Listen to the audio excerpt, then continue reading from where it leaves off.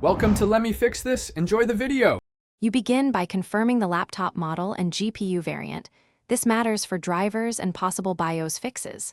Once done, boot into safe mode or a Linux USB so you can separate software versus hardware failure. Make sure the battery is charged and unplugged. Use an ESD strap.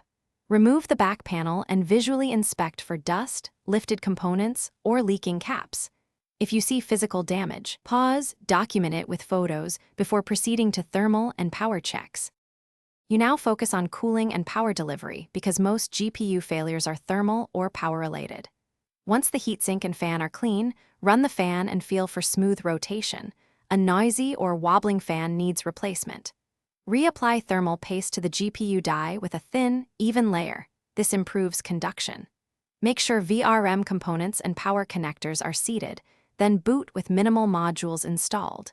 If the GPU still fails, record temperatures and error behaviors for the next step. You finish by addressing firmware and software, because a bad BIOS or driver often hides hardware status. First, update the BIOS and embedded controller only with the correct vendor file. An incorrect flash can brick the laptop. Once firmware is current, perform a clean driver install using Display Driver Uninstaller, then test with a light benchmark.